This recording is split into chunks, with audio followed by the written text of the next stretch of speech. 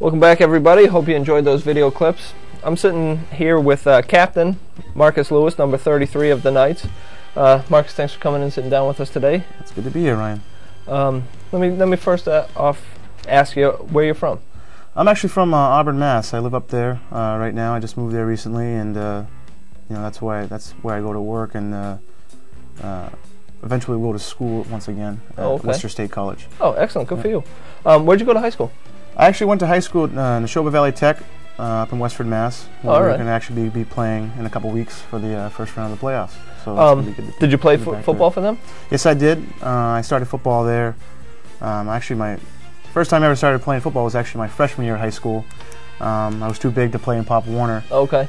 So I had to kind of wait, and when I showed up there, I was actually just wearing basketball sneakers in the grass, slipping all around, and the coach just mentioned to me, they said, "Marcus, once you get your cleats on, you're really gonna love this sport." So there you go. Ever since then, I've been loving it. So you're pretty comfortable playing on their field. Oh yeah, being your home field in high school, now your home field for the Knights. Yeah, it's a big homecoming for me, so it's good. Now, how'd you hear about the Knights? Well, I actually heard about the Knights from my longtime friend Derek Sina, who's also a player on the team. He plays tight end. Okay. I wasn't even thinking about playing. It wasn't even in my mindset. He just mentioned to me that some of our former coaches who used to play there, Mr. Sullivan, and another. Who's your defensive coordinator? Who's our defensive coordinator, and our line coach, who is, Coach Elliott. Okay. So I heard about that, and I kind of got excited, and I showed up to the meetings, and here I am now. There you go. So pretty excited about that. Now, you are one of 4 captains for the Knights. Now, what are your roles as captains, and who are the other captains? Well, the other captains I also played football with. They were seniors when I was a freshman. Okay. One being Jason Torres Pagan, and the other one Gary Boucher, both defensive captains on the team. Okay. The other offensive captain I did not play high school ball with, but his name is Mike Guerrero, and he's an excellent captain as well. I think it's great for the team. Now, as captains, what do you guys? Are you trying to set a role for the team and how you want to conduct your business, or? Well, the big thing we push on the team is just giving it 100%. I mean, it sounds like a cliche, but we really want to show up to practice every day with the mindset that even though we may have won 5 games in a row, we still have to take care of business, and also just the respect factor. You have the respect in practice, you're going to have the respect on the field. You play hard, you run hard in practice, it goes the same in the game. Okay. I mean, that probably goes back to Pop Warner, but I didn't have the chance to do that. So now, were you voted in captains as your team by your teammates? Yes, we were actually voted in by the coaching staff. Sorry, the coaching not staff. The players, okay. The coaching staff. They felt that we were the leaders of the team, and I mean, Jason Torres and Gary Boucher being captains in high school. I mean, I've known them for a long time, and I just felt, also with Mike and I, that we could really lead this team somewhere. So. Now, you're running back for the Knights. Now, I've seen you do a lot of different stuff. I've seen you lead blocking. I've seen you acting as the tailback, running with the ball, catching the ball. What's your favorite thing to do as a running back? I mean, I always love running the ball. I can't lie about that. I mean, I love running with that thing, and I just want to get to the goal line and not stop.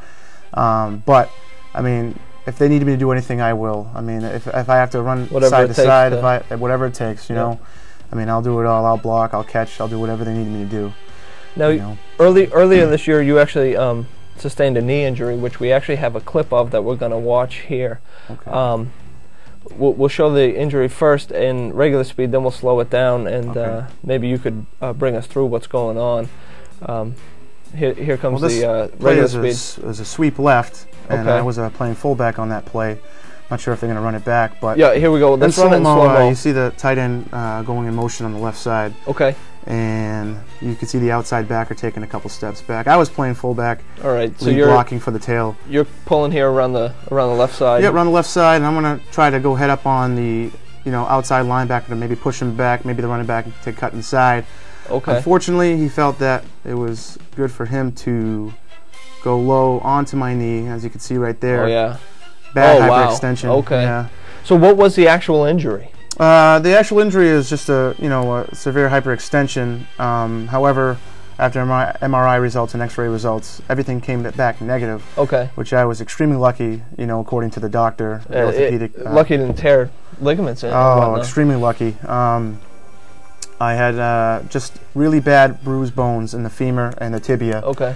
And he said if I was any smaller, going any faster in that play you just saw, I could have had a lot of fractures. So I'm very, very fortunate. What's your feel about the hit? Clean hit, dirty hit? Well, as a linebacker playing both sides in high school, I would say that we were taught to shed off a block. I believe, you know, on defense or anything, it's not a legal block as it was. So I say yes, it was a dirty hit, but I mean it's time to move on. Nothing you can really do about it now. You know. But, now you're gonna actually be coming back for the playoff game. Are you gonna be able to play in the final regular season game? That's up for grabs. Time? That's up for grabs right now. We try to get some playing time, get my rhythm back, and you know, definitely for the first round and the second round.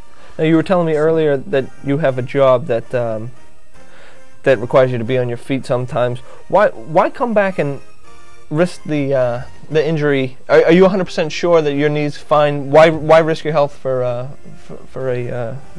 semi-pro team? Well, you know, I mean, it starts off. You know, my mother's always said that if you know, the patient doesn't care, the doctor doesn't care. And from day one, I listened to the doctor's orders. I mean, the first week I was on the couch for a week in a brace, and because of that, I actually suffered muscle atrophy. But since I found out from the MRI that, you know, I wasn't injured with ligaments or any breaks, I put myself in the gym, and I was committed to that. And you know, I feel that I'm 100% now. I'm ready to roll. So. Excellent. Well, we're excited to get you back out on the field and see what you can do and help the Knights in the first round of the playoffs. All right. All right. Thanks for coming down, Marcus. You're welcome.